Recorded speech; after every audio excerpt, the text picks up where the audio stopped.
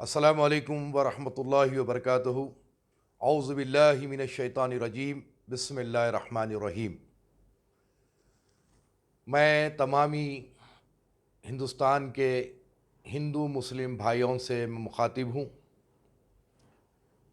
आज का जो दिन 6 दिसंबर हमारे मुल्क में जो गुज़रा था, ये एक सियाह दिन की तरह हमारे मुल्क में गुज़रा था और 28 साल के बाद भी आज हम इस दिन को यानी 6 दिसंबर को यौम सियाह के एतबार से हम मनाते हैं। इसकी अहम वजह यही है कि हमारा जो सेकुलरिज़म का जो ढांचा था, आज ही के दिन फ़िरक़ा परस्त ताक़तों ने उस ढांचे को तोड़ा था, जिसको हम बाबरी मस्जिद के नाम से जानते हैं। ये और बात है कि ऑनरेबल सुप्रीम कोर्ट ने राम मंदिर के हक़ में फ़ैसला दिया और जिस वक्त फ़ैसला आया उस वक्त सारे मुसलमानों ने पहले से ही ये तय कर लिया था कि हम सुप्रीम कोर्ट के फ़ैसले को मानेंगे, जो भी सुप्रीम कोर्ट फ़ैसला देगा उसको कबूल करेंगे।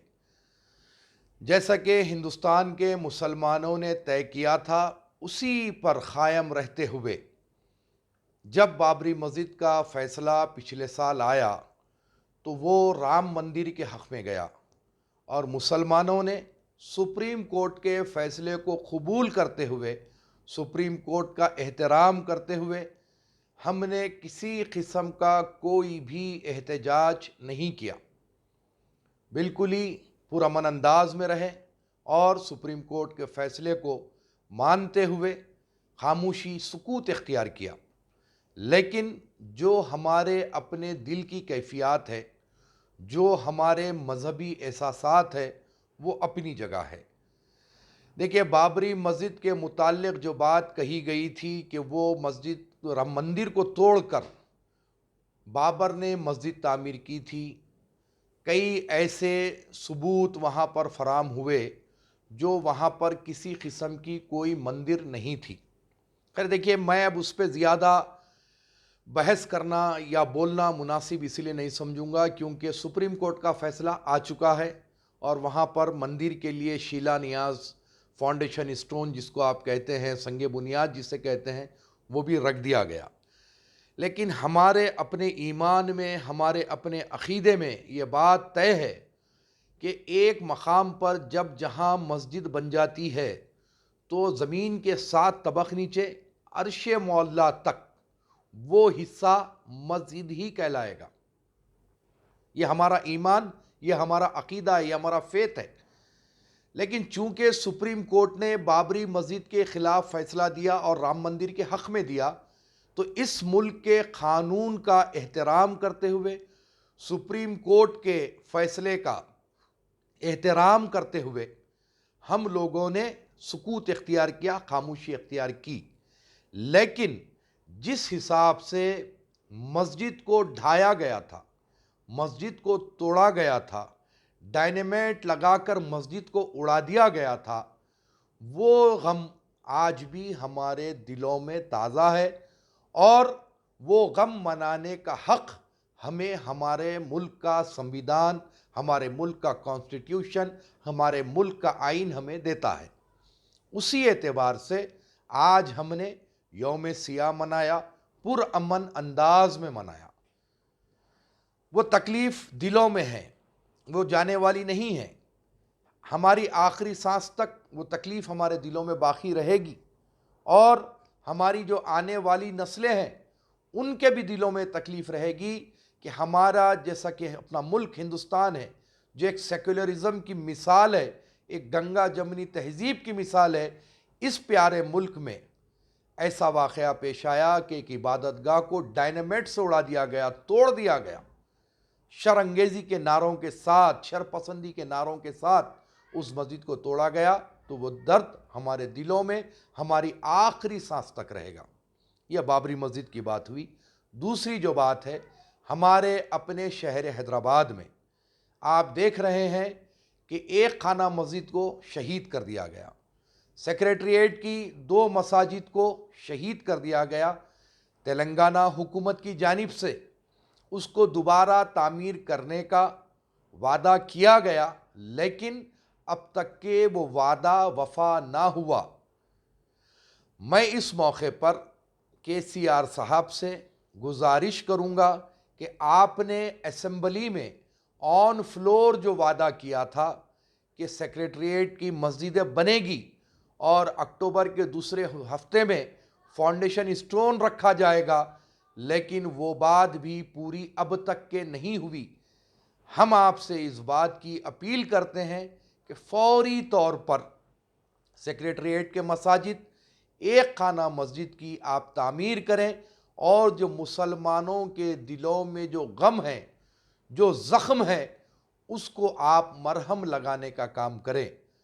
देखिए, आप कई बरस बाबरी मस्जिद के लिए हिंदुस्तान का सारा मुसलमान जिद्दोजहद करता रहा, अदालत के फ़ैसले पर छोड़ दिया और वो फ़ैसला हमारी मुखालिफत में आया, लेकिन वो मस्जिद की शहादत की तकलीफ़ आज भी हमारे दिलों में है और हमारे आखिरी दम तक रहेगी। लेकिन जहाँ तक के सेक्रेटरीट की मस्जिदों का सवाल है, एक खाना मस्जिद का सवाल है, वहाँ पर तो कोई ऐसा मसला नहीं है। वहाँ पर कोई हिंदू पक्ष की जानिब से कोई हम पर केस किया हुआ नहीं है। तो फिर आखिर तामीर क्यों नहीं हो रही है? आखिर वो मस्जिदों को तोड़ने की वजह क्या थी? आपको सेक्रेटरीट की नई इमारत अगर तामीर करना था भी, तो आप मस्जिदों को इंतहाम करे बगैर, डेमोलिश किए बगैर आप अपने सेक्रेटरीट की नई तामीर कर सकते थे, लेकिन आपसे वो गलती हो गई।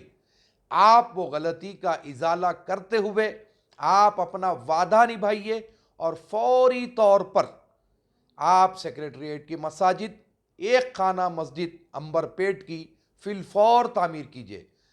मैं इस मौके पर बिलखुसूस हमारे अपने वज़ीर दाखिला महमूद अली साहब, KT रामाराव साहब और चंद्रशेखर राव साहब, तीनों से ये बात कहना चाहता हूँ कि 2014 के बाद से आज की तारीख तक भी मुसलमानों ने आप पर आंख बनकर भरोसा किया है। आंख बंद करके मुसलमानों ने आप पर भरोसा किया, आपके सेक्युलरिज्म पर भरोसा किया, आपके हर वो वादे पे भरोसा किया, लेकिन मस्जिदों की तामीर अब तक नहीं हो रही है।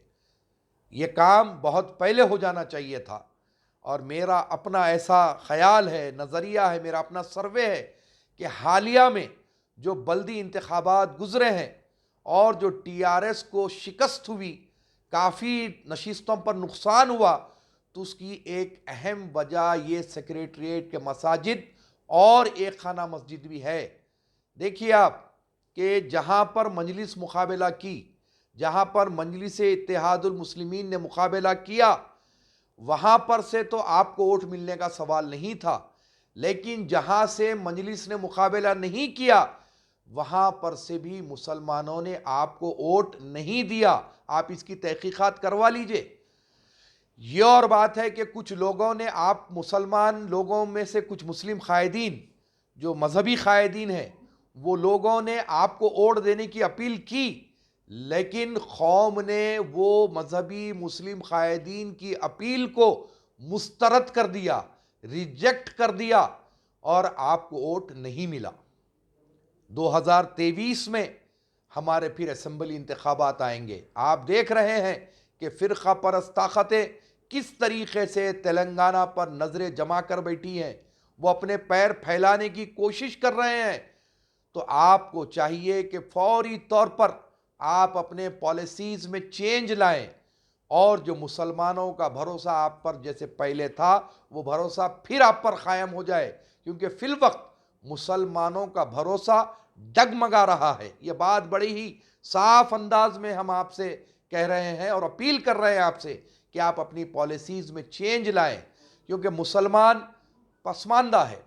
माशी एतबार से मुसलमान स्ट्रांग नहीं है, तालीमी एतबार से मुसलमान स्ट्रांग नहीं है, लेकिन उसके बावजूद भी मुसलमान जिद्दोजहद कर रहा है, सब कुछ बर्दाश्त कर रहा है।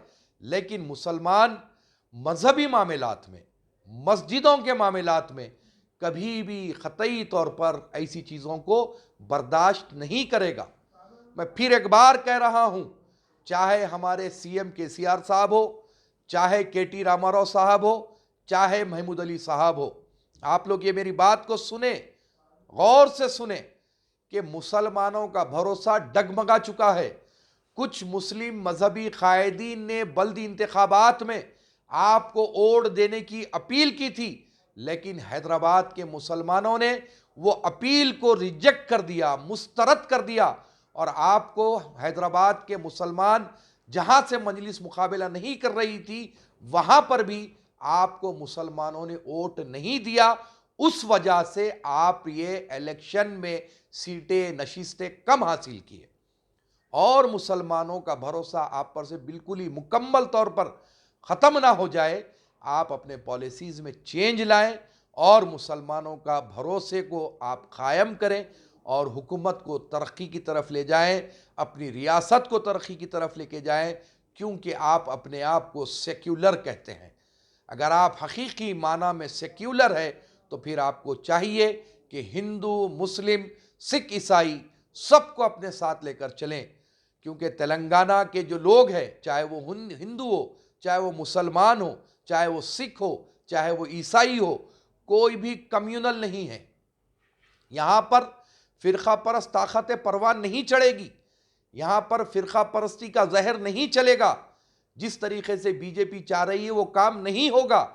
ये जो बीजेपी को कामयाबी मिली है ये वक्तिया है, लेकिन आप हिंदू, मुस्लिम, सिख, ईसाई सबको अपने साथ लेकर चले और अपनी रियासत को तरक्की की तरफ गामजन करें और आप सबको एक साथ रखें, सबका विकास करें, तब जाकर आपका पुराना मौक़िफ़ बरकरार रह सकता है, क्योंकि आप अपने आप को सेक्युलर कहते हैं।